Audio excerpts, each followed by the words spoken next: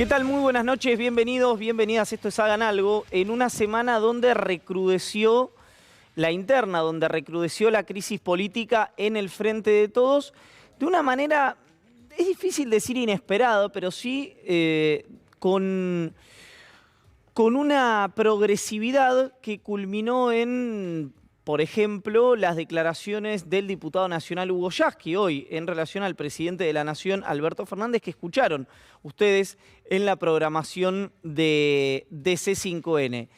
Esto como síntoma, convocado en este caso Yasky, Omar Plaini, que estuvo anteriormente con Pablo Dugan, como síntoma del 17 de octubre, un 17 de octubre dividido, un 17 de octubre que cada vez que el oficialismo se expone en público muestra esas grietas, esas diferencias que parecía que habían quedado por lo menos postergadas luego de la asunción de Sergio Massa.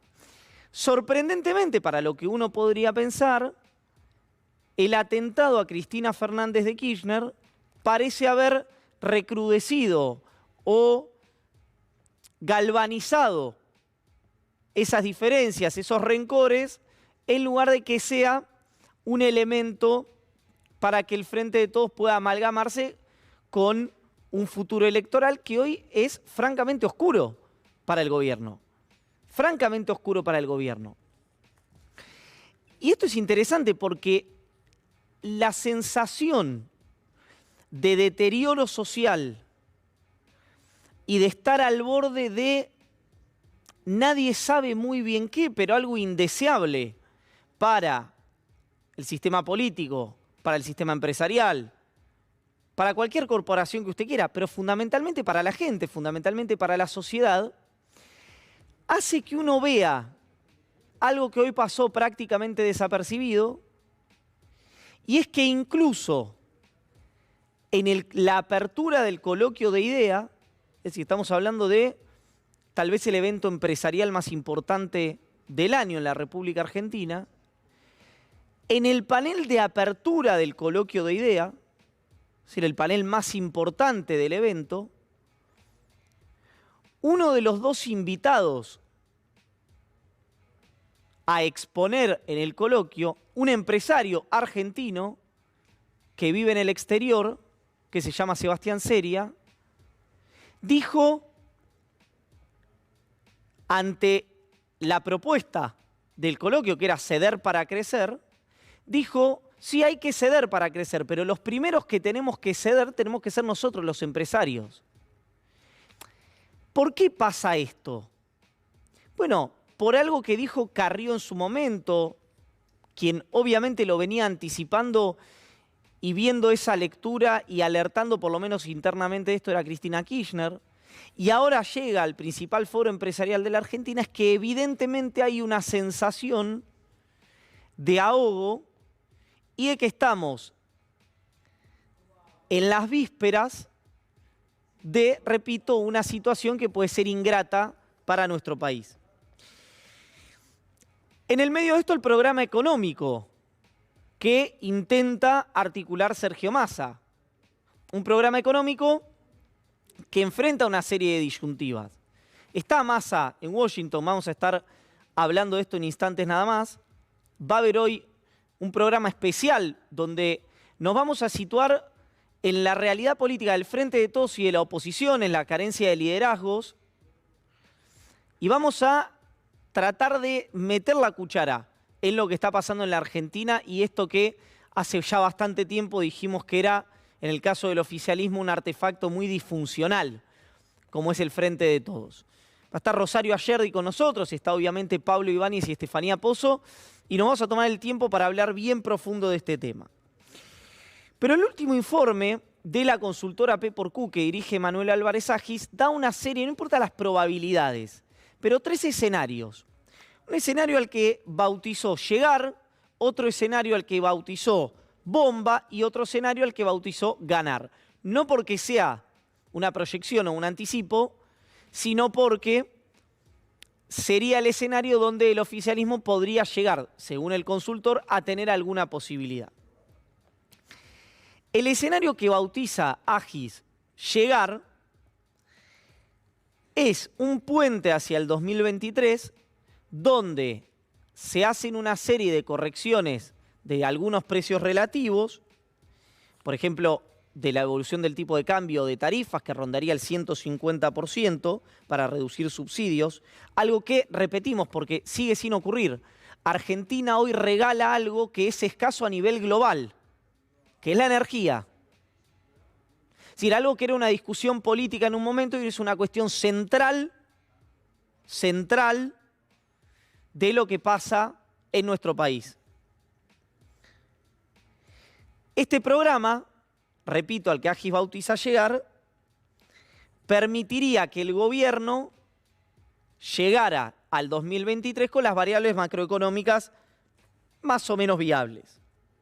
Pero ¿qué significaría? Una pérdida de 8 puntos en el poder adquisitivo del salario real, lo que ubicaría al salario real 15 puntos por debajo de lo que Alberto Fernández lo recibió en 2019.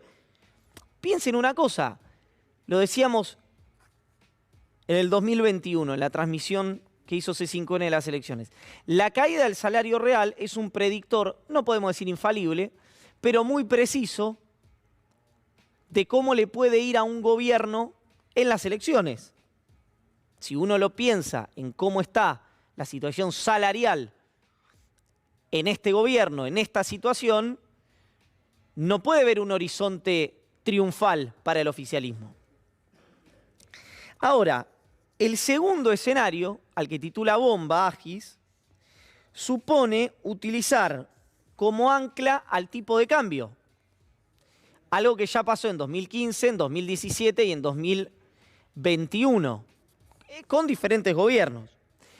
Incrementar el gasto en infraestructura, volver a tasas de interés reales fuertemente negativas y subir mucho las paritarias, es decir, que las paritarias le ganen por mucho a la inflación.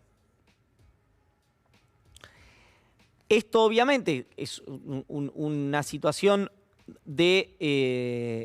sumamente deficitaria. Implicaría que lo tiene que financiar el Banco Central, un Banco Central que no tiene dólares o que ahora recuperó un poco de aire, pero que es una situación francamente muy compleja. Entonces, esta situación aparece objetivamente casi imposible, es decir, aun si el gobierno la quisiera hacer, no le resiste la verdad, les cruje por todos lados. Porque la economía la podés forzar hasta un punto, pero no podés inventarla, reinventarla. Si alguien se puede poner creativo 1 año, 2 años, 3 años, reinventarla es más difícil. El último escenario, que es también algo que quiero conversar sobre la mesa, a ver si lo ven probable. Agis dice, esto es lo que debería hacer el gobierno, según la mirada de él, es un plan de estabilización. Obviamente, ahí la pregunta que se impone es, bueno, ¿están los dólares para el plan de estabilización? ¿A cuánto debería irse el tipo de cambio para ese plan de estabilización? Pero el objetivo, obviamente, sería frenar la indexación de la economía y una nueva negociación con el Fondo Monetario Internacional, que como lo hemos dicho en más de una ocasión, todos los programas con el Fondo Monetario Internacional tienen rasgos inflacionarios. Para que esto ocurra, que es una situación difícil, sí, difícil que ocurra, se necesita una coalición ordenada y consolidada, algo que, como dijimos al comienzo, no está. Cuando decimos que el Frente de Todos es un artefacto incomprensible, no es valorativo, es descriptivo. Por lo menos hoy, a quien está hablando en este momento, le resulta muy difícil de comprender qué es lo que está haciendo el Frente de Todos, replicando situaciones que lo llevaron a tener inestabilidad económica, entre otras cosas. Es decir, lo de incomprensible es casi un llamado pedagógico. Que alguien explique qué es lo que está ocurriendo. ¿Cuál es la traza? ¿Cuál es la hoja de ruta? ¿Por qué pasa esto?